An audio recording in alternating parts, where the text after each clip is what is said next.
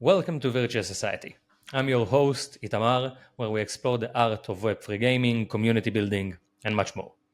Today, we mark our first roundup episode, where we go back to my notes from the first 14 episodes of the show and summarize them. We will go over what I believe to be the most important lessons from our guests about community, marketing, brand, Web3, gaming, and content creation. If you just want the TLDR version of the first 14 episodes, this is the episode for you. As always, I hope you enjoyed this episode.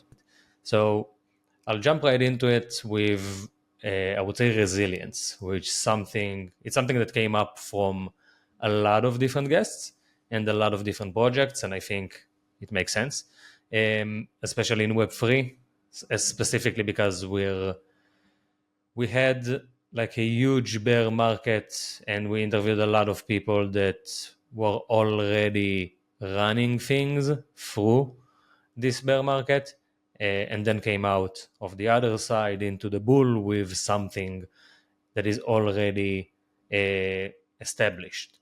So they know a thing or two about resilience. I want to mention Bryson first and foremost, just specifically because we discussed overcoming really the emotional challenge of losing viewers, because from a content creator standpoint, it's pretty difficult to lose viewership or listenership in my case, because I had a podcast before this one. We haven't lost audience for this one. We haven't really built an audience for this one. We're now just building it. But I would say that in my third or fourth year of doing my first one, we had a slight dip, and that was correlated to really us not really putting as much effort to the content as we previously did. But in Bryson's scenario, he wasn't. Like he did the same thing. It's just the market that's shifted. And his take on it, with pretty much being okay, like I learned from this experience that I am at least entertaining, but also that there is market powers that are outside of his control, and he stayed very much focused on the bigger picture. And even though the market kind of shifted in his favor and then really shifted against him in terms of the content that he produced back then, he never complained, like even once. Like you can tune into the entire episode from front to back. He's never really talking about it. Like from his perspective, it's just, yeah, like I learned a few things. I'm focusing on the bigger picture and I'm building myself to a better future, and that's it. Like he didn't really took it personally, which is important, because I think detaching yourself from the numbers is very important when creating content specifically, because even though it's a very good thing to chase numbers and to strive to become better, you can't really control the uncontrollable. And if you're making content that's interesting for you, then you will build an audience for it that is also interested. And that might take time and it would probably be bumpy, but it's very important to stay focused and to stay resilient. The same lesson I think we've learned from Miguel and Star Atlas. Their story is very interesting. So Star Atlas, and I'll share my perspective of their entire situation. So Star Atlas had a lot of money on FTX and a lot of the runway on FTX. And once FTX collapsed, they took a major hit, like a major hit. Back then, I was still the founder and CEO of Atomic 8, and I was present at like a group of different like founders and people that are working in Web3 gaming. And a lot of people kind of counted them out. Like a lot of people thought they won't be able to recover just because the degree of the hit was significant, and you can learn that from the episode with Miguel. They never had a doubt that they will continue on and that they will become stronger. And that was actually the case. Like, they survived, they managed to rally their community uh, around the future of Star Atlas. And I think now, looking at the community that they have, they're closer, I would say, than a lot of other communities. And I think that's the adversity and hardship. That's how it could affect specifically communities, but also teams. Like, I'm sure that the team itself, the internal team of Star Atlas, is way closer to each other because of it, because they went through the fire. Miguel called it battle tested, and they said they have like a Discord role for people who are part of Star Atlas before the FTX collapse, which is I love that. Uh, and we're seeing them now kind of taking the advantage of being very transparent and engaging their community in a way that few others had the opportunity to, because few others had been through and survived through such a scenario.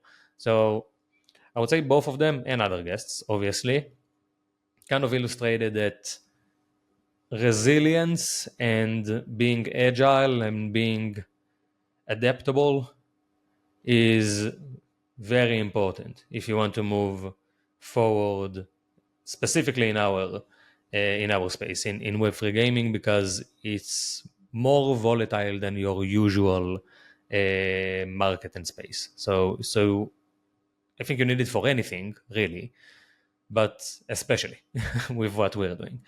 The second thing that I think was a very big lesson is the power of community. I'll go back to Star Atlas for a little bit, but Miguel flat out said, like, without our community, we wouldn't have survived. They have introduced the opportunity to buy some assets that will have utility later on, and people needed to trust them to actually provide it, and people did. And that was the thing that got them over the line at the end. And I think it's been like 2 years, maybe 3 years, I think 2 years at least, since FTX collapsed, maybe less, but I think 2 years at least, and they're still going strong, which is huge, because without their community that wouldn't have happened. We also had John Allen, the CEO of Summon, part of Game 7, emphasizing just the growing concern of loneliness in the world, and the role that communities fill for everyone. And I think that's something that I learned from John, but also from, I would say, pretty much every other person that we had that is community front and center, like in terms of the way he's building stuff. They have almost always been community guys or girls. So John was at the military. Before that, he was a Boy Scout. Other guests that we had, whether if we talked about it on the show or not, had been part of like sports teams, or had like a very close and tight group of friends, or a big family.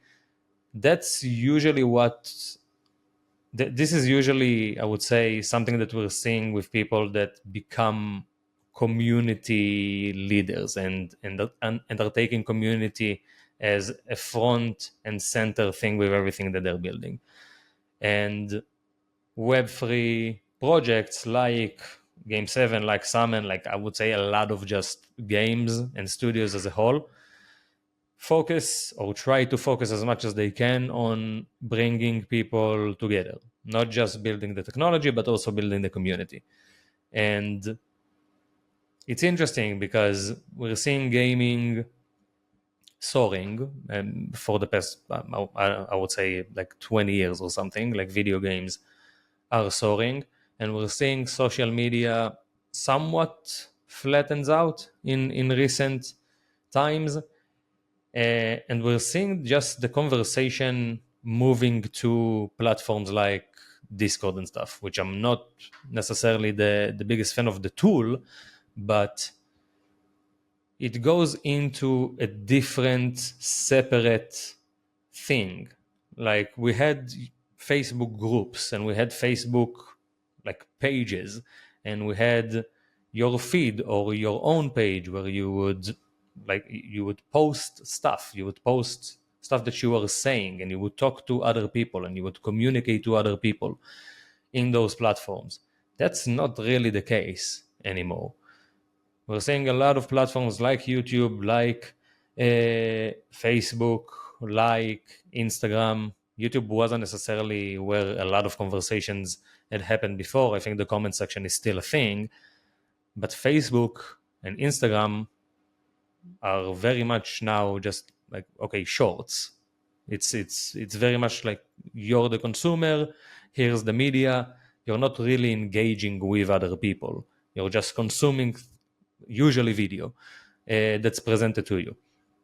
And the shift is interesting because no matter really what we would do, probably as a human species, it seems that communities will form around it and they will find the way to form. And with Web3 and other, it's not just Web3, like Discord is very much a thing with other spaces as well. It's not native to Web3.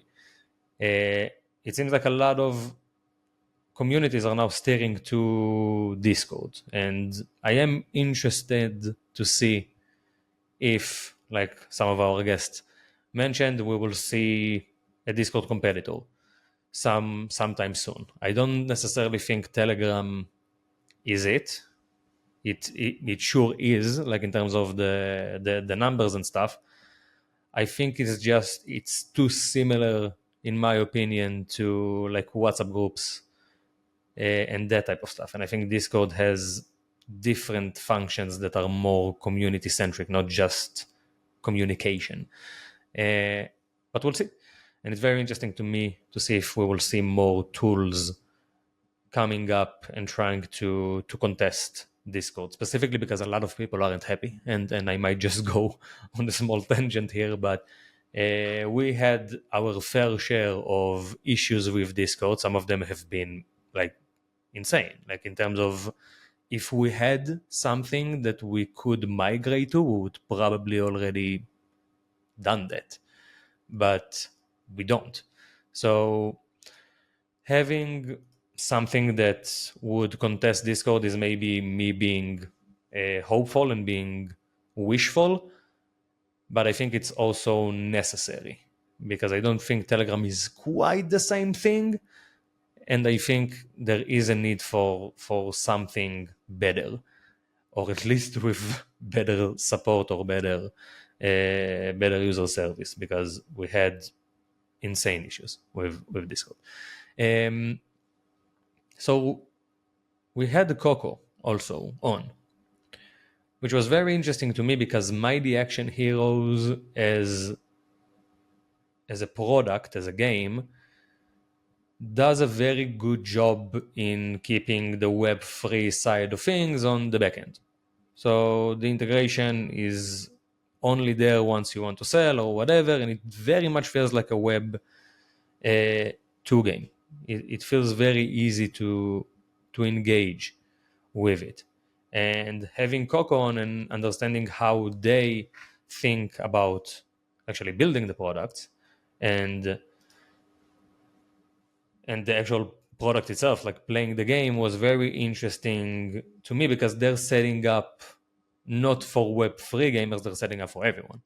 Like from their perspective, anyone could and should play this game, and if someone else wants to engage with the Web3 component of it, sure, do it. And I think it's a very strong approach because they're pretty much targeting everyone right away, even though they know that most of the people that are engaging with the game at the moment are Web3 people. Both in Mighty Action Heroes and in pretty much every other project that we had on, community is front and center. So it seems like it's very much a necessity in Web3 gaming. Like we haven't seen thus far a successful Web3 project in gaming specifically that doesn't have a community. We had seen like discords that might be slower than others, but they're still there. And I think a lot of people are mishmashing support, community, marketing, everything all together, which isn't necessarily a bad thing. It's not a criticism. And I think most of it goes through Discord now because that's the tool that we got. And it seems like there is more emphasis on how to make sure your community is actually a community, and more understanding that a community member is just much more worth it than a user, because it's completely different. Like having someone using your service, playing your game, that's one thing. Having someone being part of your community, active, doing stuff, that's way more valuable. It's heaps and bounds more valuable.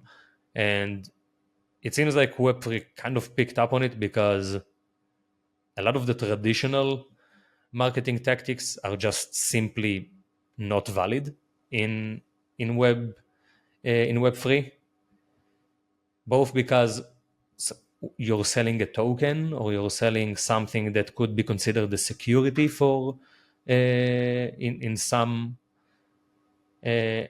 places, so it might not be valid because of that, but also just simply because of the reputation. Because if you would see, if I would see, or I assume any of the people who are tuning in now would see a Reddit commercial advertise or a Twitter advertise for a Web3 project, your initial response to that is it's a rug pull, because that's what we knew. Like that's what we knew from the last bull run. We had a lot of people using like Web 2 methods in order to pretty much rug pull people that didn't know better. So that's the reputation.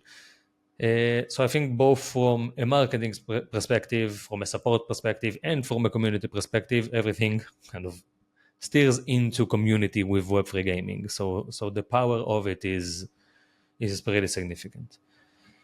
The third thing that I would say we've learned is two, really, is transparency and communication. So we had Brian from Sorel. We had Brian from Mental as well, and I think both attested to the same thing. But specifically, Brian from Sorel stressed out the importance of being transparent with the community, especially during challenging times. And I think the Sorel team is a unique team in this space. One, they're not remote, which is crazy. Like not being remote in Web3 is unheard of. But they're also they've been running since 2017 on the same product without really pivoting anywhere. They're doing the same thing, and their journey from starting off with like two or three Belgian clubs to booking every single major club to their service and raising insane amounts of money. I think there is like 800 something. They raised crazy amounts of money.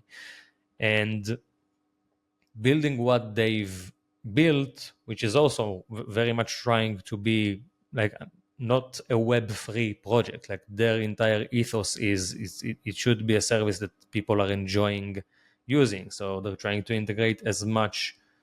They're trying to make it easy, really, for everyone. For anyone from Web 2 doesn't understand anything about the blockchain or cryptocurrency to just engage with their thing. And them, they've been through the fire a few times. I know that for a fact. And the amount of sacrifices that they made in their previous years, which Brian told us about, like the amount of, like they took pretty much all of the gas expenses on themselves while they were on ETH. Like the amount of money that they paid out of pocket just to get people to engage with the product is crazy. Like I can't see a team doing it now. No way. And maybe it was a different time. But understanding everything that they've done in order to get to where they are at now is pretty crazy.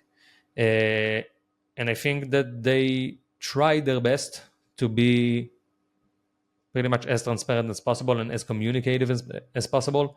And Brian really stressed that out, that sometimes you just can't, but you need to try as much as possible, because that kind of clears the air when people are upset, and we're trying to do the same. I think also clear and honest, just communication. It seems like it gets you better and more long-term engagement and trust.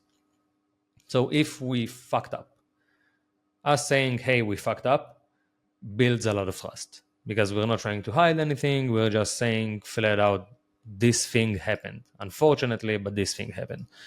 And we're trying to do the same in Game 7, obviously.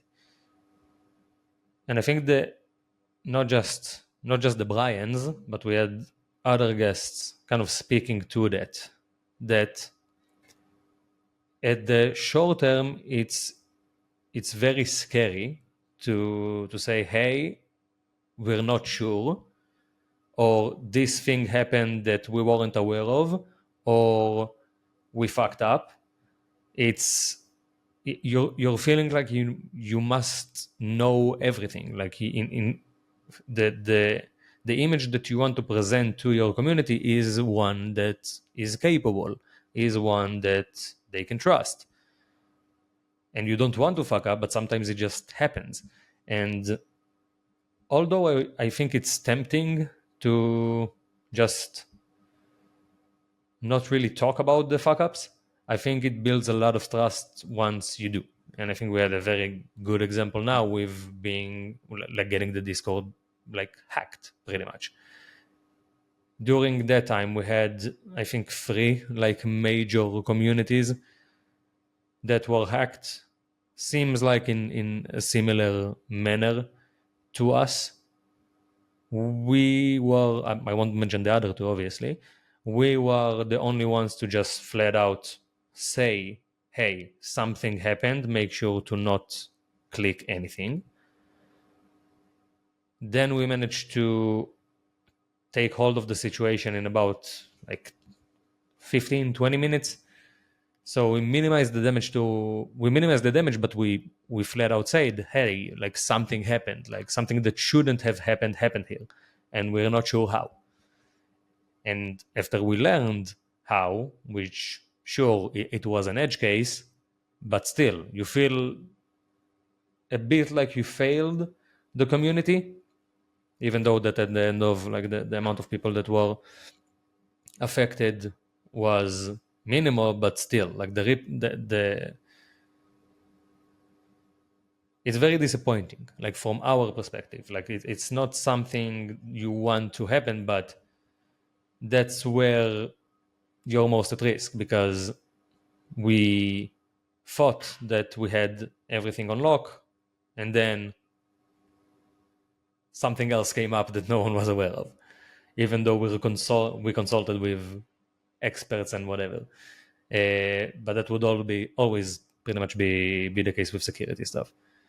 And us being transparent about it and us trying to communicate as much as we could have during that time, I think helped us. And I think having a lot of guests stressing out the importance of be transparent, over communicate, try to make sure that everyone are in the know, helped us navigate that situation better, even though it was very annoying, and we know that we had some community members that were affected, and that sucks.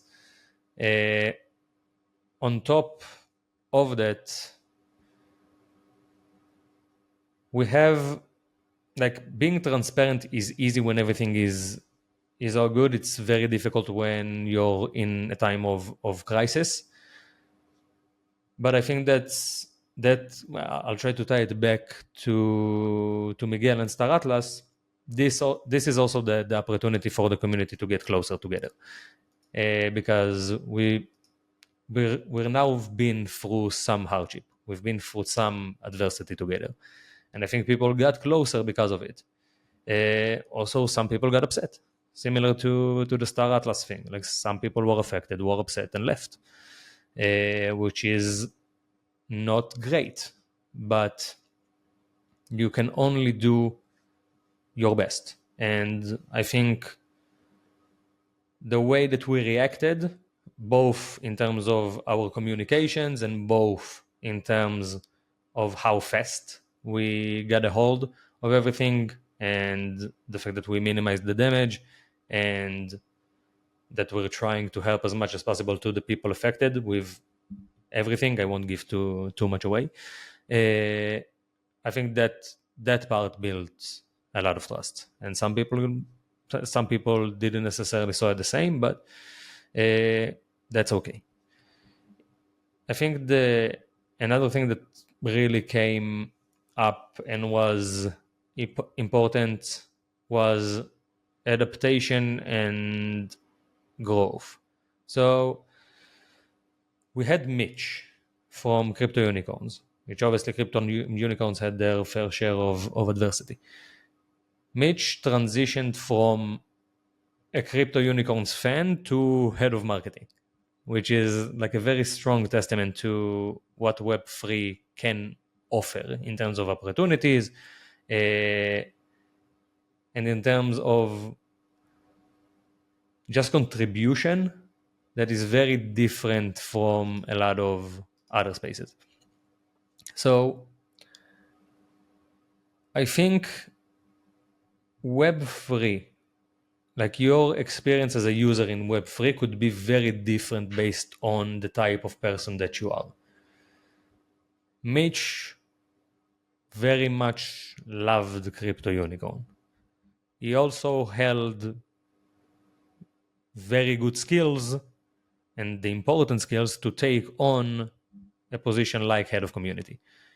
And that together made him like pretty much a perfect candidate to take on this thing, because he already knew what's going on. He already understood the product. He was very much a fan of it, and he had all the skills that were required in order to perform the role. I think what we're trying to do now, and that's kind of the growth part, is to see potential in people, because some people might not hold the skills that Mitch held, and they won't be able to just take on a head of marketing position right away. But they might even not hold any skills at all. Really, let's even take it to the extreme. If you are really passionate about something, and that thing could offer you an opportunity to contribute further to that thing, I think it's pretty much a win-win scenario. And skill trees are what we're trying to do in order to facilitate it. But I think it's the Web3 philosophy. We're just putting more structure on it.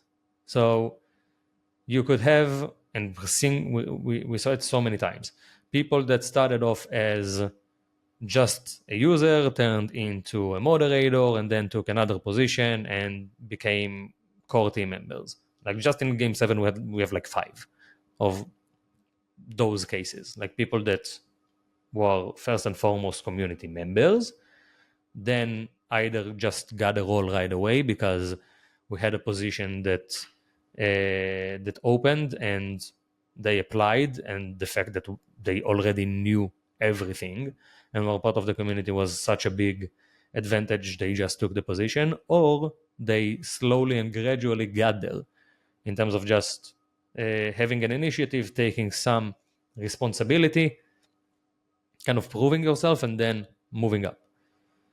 And I think us trying to structure it in a way that would not only allow people for the opportunity, but also give them the skills they need in order to do a good job, because there might be a gap. Like someone could really want to do the thing, and he seems like he's capable, but he doesn't have the know-how, and now he needs to learn. So filling that gap as well is kind of what we're trying to do with skill trees, and we'll see the initial try of it in the next few weeks and months, and then as always we will reiterate and go again. And I think that's gamifying the adaptive nature of Web3 gaming specifically, and the want to let people from your community grow into positions that hold responsibility, because usually those are the people that you can trust more than anyone because they really care.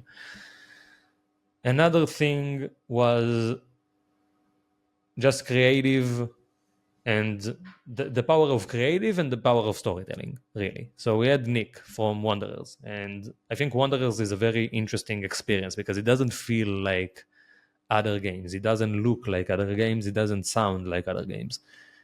The creative piece of Wanderers is huge, and talking to Nick, it was very clear that the role of creativity in storytelling is very important for him, because that's what he does. He's a storytelling guy. We also had the same thing coming from Cam, from Pixion. So he was really focusing and emphasizing kind of the gap between where gaming is now and where developers want gaming to be. And they, like Cam and the team, are web 2 mobile titans. Like they can do that again and again and again. They don't want to, because it is a creative work, and they want to build something that is fun, and they want to experiment, because it's an art. Like gaming is a form of art, and it turned into simple math equations of this gets you more dopamine hits, so do this. And now we're seeing pretty much the same copy of the same game going over and over and over and over and over again, and that's the only successful games. And that's sad, really. So seeing two people that really care about storytelling and implement that into what they're building in their own ways. Nick is simply just the entire creative experience in Wanderers is very unique. And with Cam and Pixion, they could have continued on doing something that they know would work and they've done before and that would make them a lot of money. And they chose not to, which is huge, because we need that caliber of teams in the space in order to make it. I think both of them just showcased that storytelling and creativity and art is pillars of gaming and really are just key differentiators in the Web3 space, or could be key differentiators. Not always, but could be. I'm not sure if it's the fifth or the sixth, but building bigger, dreaming bigger. And that's almost, I would say, almost every Web3 gaming project has the same mentality in mind. So the vision that everyone have for whatever it is that they're building in Web3 gaming is huge, because everything could be the thing that changes everything. It could be the biggest game. It could be the game that gets more people to finally embrace Web3 or try it out because, hey, this thing worked, then now we can. I'm not sure what was the actual number or who was the guy, so I'll just reiterate. We, we had, I think it took like 30 years or something, I could be wrong, to break a certain score in 100 meters, like running 100 meters in, I don't know, 8 seconds. Maybe it's less, maybe it's more, I can't recall. And once someone, like one guy, once he managed to do that, we had like 13 other people who managed to do that after 6 months, which is crazy because you only need one thing, and then everyone believe, okay, you can do it. So the, the entire mindset shifts, and I think that creates a dream bigger mentality that is pretty much all throughout the space. It doesn't really matter who I'm talking to. Everyone have a huge vision, and I think that's part of why it's very fun to work in Web3 gaming. It's obviously volatile, it's obviously stressful, it's not for everyone, but it's fun because you're trying to achieve something that other people didn't achieve. And if we're taking it back to game 7, we're trying to build a nation. Like, our competitors are America and the Netherlands. Like, it's fun. It's fun to look at it this way, and it's fun to try to build something that is huge, because you can build something that is small, mediocre, or huge. It takes the same effort. Like, it doesn't matter. Like, you are putting the same effort in. So dreaming bigger is something that I'm seeing a lot of people have in common in the space, and that's part of why I love it. And we're seeing a lot of teams trying to do a lot of stuff. The Star Atlas team is a great example of it. The Solar team is a great example of it, for good and for bad. Yeah, maybe it was too soon. Maybe it was too much too soon. But Game 7, obviously, with like several products, with the podcast, with everything, a lot of teams are trying to do a lot, and it's good because I think that also raises the bar, and it's fun to compete with people that are trying their best and are doing a lot. I think it gets the most out of everyone. Before we finish, I have one more, which is refining the craft. So that's some just personal reflections that I have on the podcast. And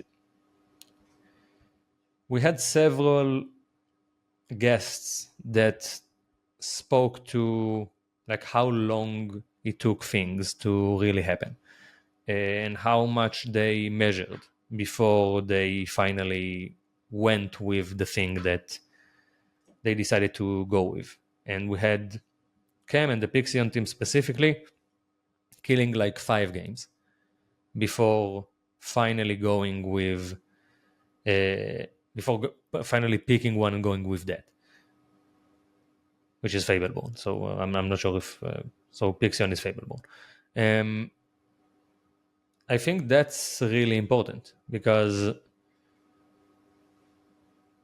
it seems, from my view of things and just my journey, I don't think I really understood what it means to work hard until like the past, I would say, like 24, maybe 30 months.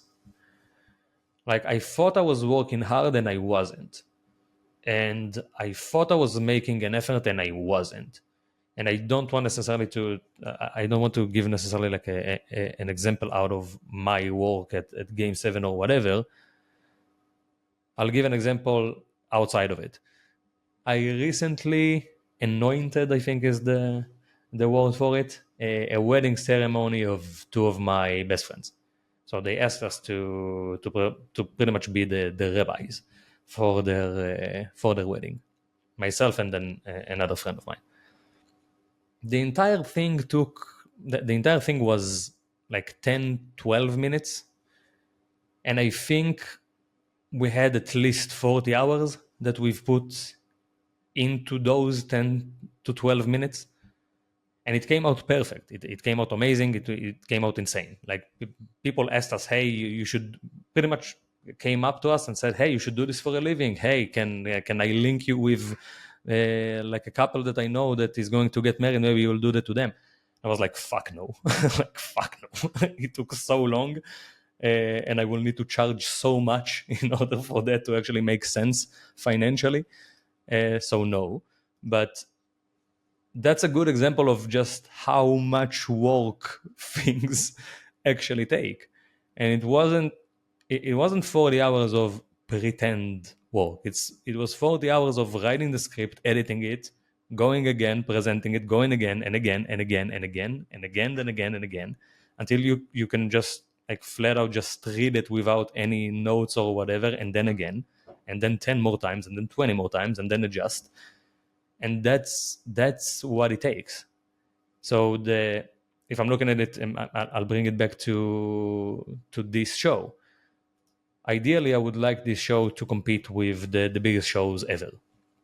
So with your Diary of a CEO and your Modern Wisdom and whatever, like obviously now we're focusing on a very specific niche of a community, but that's the long-term vision of this show, or just myself really, because maybe the show will change names, but that requires a lot of work. It requires a lot of preparation. Even for this episode, that there was a lot of work that was put into this one, even though it's just me going over stuff that we already talked about, or going over stuff that were part of the conversation that I already had. I needed to go back and tune into everything, and that's a very difficult thing to do. Like I know it sounds like whatever, like listening back to something that you recorded, but it's a very difficult thing to do. It's difficult to watch and listen to yourself and criticize yourself when you want to improve and you want to make things better. But refining the craft and being and trying to detach from, this is what I said, this is the episode that we produced, this is not me. And it's very difficult to do that when it's me constantly speaking and it's me constantly on the screen. But you need to detach, because this episode might have performed better than another one. You need to understand why. What's the reason? What can you improve? And listening to every single episode and being in tune with all your fuck ups is an interesting experience, and one that is needed. And I think like the podcast is one thing. I think everyone should also do it with their own work, because it served me. So that's I would take. I think that everyone could pretty much benefit from this. So just to close off this episode, we're seeing that Web3 is evolving. It's growing at times, because that's the nature of the market. It sometimes grows and it sometimes shrinks even. That's happening as well. But I think we're becoming better with every single cycle. Like every single cycle, we're seeing better people. We're seeing more capable people that are actually running things. And that's good, because that means the entire space is now attracting more capable people, and that's the way for us to really move forward. We had a lot of interesting guests on the show. I think the first 15 were very much Web3 gaming. I'll try to do more community, and I'll try to do more marketing probably on the second batch, let's call it the next 15. But I'm going with the flow also. I'm trying to see, okay, what's like, who can I reach out now? What makes sense for me as well at the point that I'm at? at the journey and what do I want to learn now, where do I feel like there is a lack, and what conversations do I need to have now, and kind of go with the flow but also plan. So it's weird, you're planning but you're also giving yourself enough room to be fluid. And that's very much where art and business meets, and I think podcasting is very much at the center of it, at the center of the Venn diagram in those two. So I hope you like this episode. We will have another one in probably like 4 months, once we will have something else to go over and recap. I would advise everyone to go back and listen to the episodes that I'm now speaking over. But if you just want the TLDR of it, I hope this one served you. So as always, please subscribe, follow, share, like, all of those good stuff, and we'll catch you on the next one. Thank you.